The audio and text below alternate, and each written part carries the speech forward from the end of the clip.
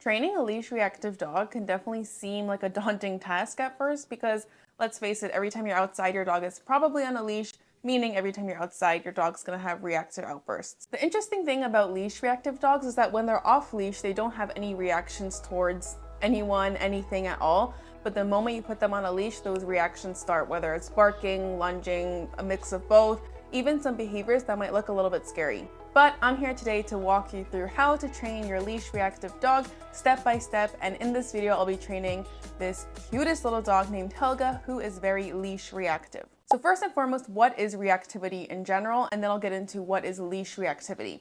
So reactivity is exactly how it sounds. It's when a dog has very strong reactions that seem a little bit proportional to the trigger. And these reactions can look like barking, lunging, even some snapping, and just general overreactions, we could say. These reactions are rooted from a variety of different emotions depending on the dog and its history and also even the breed sometimes. So for example, a lot of times reactivity is based out of fear. If a dog sees something that they're scared of or unfamiliar with, they might feel fearful and feel the need to almost proactively defend themselves by being reactive, like barking for the person to get away if that's what they're barking towards, or the dog to get away, the biker to get away, whatever. And just barking and reacting out of being fearful for themselves. Another emotional reason behind reactivity could also be excitement. This is something very common for dogs that are reactive to other dogs yet are super friendly to other dogs.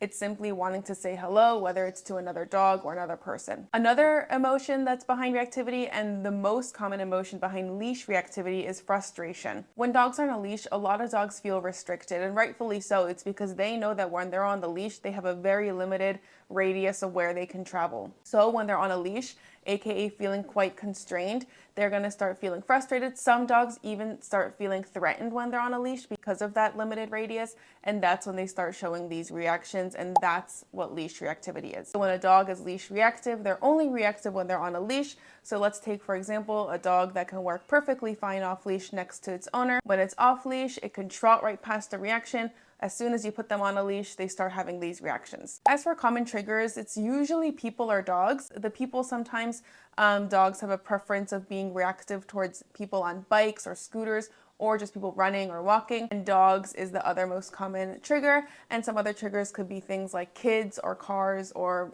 anything that moves. Literally anything can be a trigger, but these are the most common ones. Now, before I get into more of the training, just because your dog is leash reactive, this is not a reason for you to walk your dog off leash. Of course, if you're in an off leash designated area like a park or a dog park especially, have your dog off leash. Even if you're in a leash designated area though, that's not a dog park, make sure you only let your dog off leash if they have perfect recall and can listen to you. The reason for this is not because I'm saying, oh, don't let your dog have fun. It's actually so that every dog and every person can feel safe. I personally, with a reactive dog, get super anxious when an untrained off-leash dog comes running up to us, not because I think they're necessarily gonna cause any trouble, but because my dog won't like it. Again, going back to leash reactivity, when you have one dog on a leash and one dog off, it's really a recipe for disaster. So just because your dog is leash reactive is not a reason to just let them off leash all the time. Now, right before I get into the step-by-step training, I do want to talk about punishment. So a lot of times I see people punishing their dogs for having a big reaction like lunging or barking. And the reason why this doesn't work, first and foremost, I'll say ethically, I'm against these kind of punishments like leash snapping or using a prong collar. But this argument often falls flat on people who believe, yeah, but it's not hurting them, it's fine. So leave that argument aside. It's actually simply ineffective to use these kind of punishments on a reactive dog, and I'll tell you exactly why. The reason why is because, like I said earlier, reactivity comes from an underlying emotion, whether that's fear, frustration, excitement, whatever. When you punish a dog for displaying those emotions, all you're doing is teaching your dog don't show your emotion, and it's actually not teaching them don't show your emotion. It's more like I'll hurt you or I'll punish you when you do show an emotion. Now what this does is, even if it looks like it's working over the course of time, like your dog stops being reactive, you're not actually addressing those emotional underlying things, so that one day they'll have such a strong reaction that they'll ignore the chance of punishment and have a even more dramatic reaction, worst case things like biting someone or a dog. And in the other case, even if your dog never has a reaction again, you'll know that even though they aren't displaying their emotion, they're still feeling that. So let's say a dog is scared of other dogs and you punish them every time they have a reaction. Even if for the rest of their lives they never have a reaction again, you will never have addressed that fear. So every time your dog walks past a dog, you know they're still scared. The simplest comparison we can make is like if a kid is crying, it's never advised to like hit them, right? Or slap them or even yell at them. It just doesn't make any sense because you're not addressing why they're crying. So same thing with dogs. It seems pretty cruel to me, at least, to punish a dog for showing those emotions. But on top of that, it's simply not effective. So why would you do it? Now getting to the actual training, and here's Helga again, very leash reactive, and she's like the classic leash reactive dog. When she's off leash, she's totally fine. And interestingly, Helga, when she's off leash, is like the friendliest dog to everyone, humans and dogs. But as soon as she gets on that leash, not only is she a reactive, but she's quite snappy when she's on a leash and reactive. So this is going back to that emotion of feeling constrained by that leash. She's likely just kind of self-preserving by doing things like snapping at kids or dogs that get too close because she feels that imminent threat when she's on a leash. So to train our leash reactive dog, we just want to focus on two principles. One is desensitization and the other is counterconditioning. So let's start with desensitization. It's exactly as it sounds. It's the process of desensitizing your dog to their trigger by starting at a very, very large distance away. So if your dog is reactive towards, let's say, other dogs, you can go somewhere where your dog can see another dog, but go so far away that your dog isn't even having a reaction yet. So this could literally be the other side of the park. As long as your dog could see another dog but isn't reacting yet, that's a great place to start for the desensitization process. With desensitization, the way it works is basically you'll gradually go closer and closer, keyword gradual, to that trigger until your dog is essentially desensitized. But this doesn't work without the help of our other component, which is counterconditioning.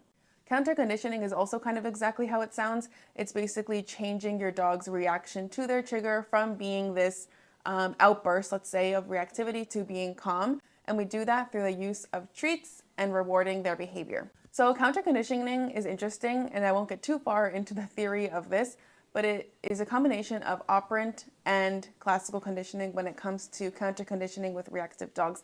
And what this means is, with counterconditioning with a reactive dog, not only are you changing their genuine emotional reaction to their trigger to being positive by using something like treats or praise or ideally both, but you're also rewarding their behavior that they're exhibiting towards that trigger. So you're addressing their feelings and the choice they're making, the behavior that they're displaying. So how this looks in action is you want to combine desensitization, so starting from a large distance away, and counterconditioning by rewarding your dog every time they're able to calmly look at their trigger. So step one of leash reactivity training, find a spot where your dog can see their trigger. Again, if it's another dog, maybe go to a park or even like outside of a dog park, and find a spot that's super far away where your dog is still under threshold, aka not reacting.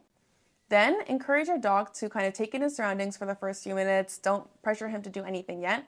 Once he's a little bit settled into that spot, have him look over at the dog, and every single time your dog looks at that dog, give him a reward.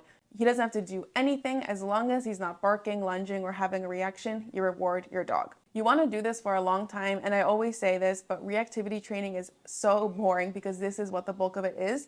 Because the key to training a reactive dog is to always stay under a threshold.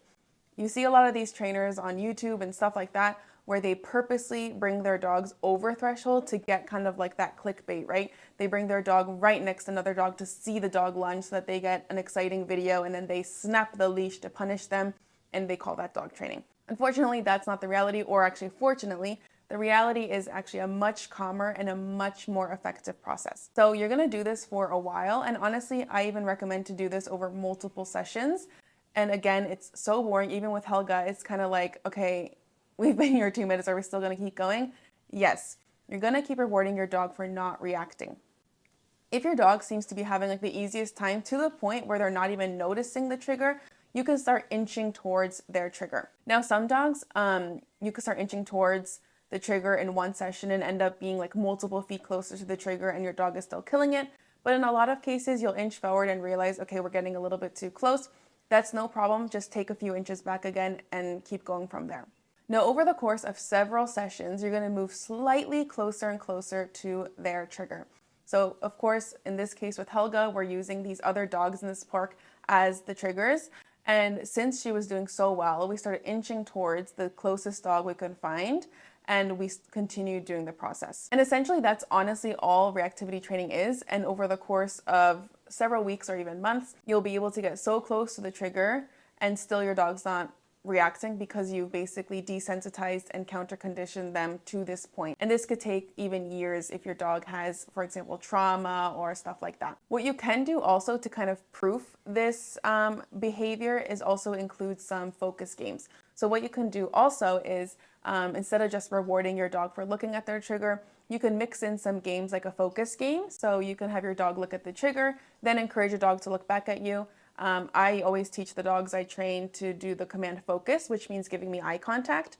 So I'll throw that in there. As soon as the dog looks at me, I'll give them a treat. You can also practice listening around triggers. So instead of just rewarding for looking at the dog, as your dog gets more comfortable, you can encourage them to do super basic tricks like sit or down or paw, or even like a super short distance recall while they're still on a leash. These like little training sessions are all going towards your dog not only being desensitized towards the trigger, but also feeling truly neutral about them, learning that they get rewarded for not reacting, learning to get comfortable with their trigger, and also really importantly, learning to listen and trust you around the triggers. And of course, with Helga, we were able to move quite close to the nearest dog because her leash reactivity, I would say, is like a 5 out of 10. It's nothing close to the more reactive dogs I've trained. It doesn't matter how reactive your dog is though, if you follow these steps, you will build that desensitization and counter conditioning over the course of several sessions. Now, finally, I do want to talk a little bit about management strategies. So equally important in dog training as the training sessions, the active training sessions like this one, is your management skills. As I said earlier, desensitization is a very intentional training thing. It's to intentionally seek those opportunities where you can have a great distance between your dog and their trigger. So that also means for management, when you're going on your normal walks and not your training sessions, you actually want to avoid seeing their trigger because one, you probably won't be prepared to have like a little training session every single time you go out. But secondly, you want to avoid every chance your dog has to have a reaction because every reaction is not necessarily a setback, but it's definitely not a positive. So in terms of management, this could look like, for example, avoiding crowded places when you go on a walk because you want to avoid reactions, or avoiding places you know the trigger is going to be, or like what I love to do is go walking at weird times. I thankfully get to work from home right now, so I take my dog out at really weird times like 2 p.m. so I'll have a late lunch and walk him then, or I'll walk him like really early in the morning or late in the afternoon because he's reactive to some of the dogs that live in our neighborhood. Also, one management tip super important that I forgot to mention when filming this is that you should always from now on avoid on-leash greetings, especially with other dogs when walking your dog. What this means is if you're walking your dog on a leash, don't let them greet other dogs when you walk by. The reason you want to do this for management is because if your dog learns that when they're on a leash, they don't get to say hi to other dogs, it's going to go a long way in training your leash reactive dog, especially if the reason behind it is, again, going back to the emotion, excitement. And don't let people tell you that like this kind of management technique is just like avoiding your problem and not doing anything. It's actually the opposite. It's making sure that your active training sessions, which you should be doing as often as you possibly can, are more effective and more fast by avoiding those kind of negative situations where your dog is able to react. Comment down below if your dog is leash reactive and let me know how your dog progresses with this training. Don't forget to subscribe for more real life dog training tips and also check out the other videos I have with Helga.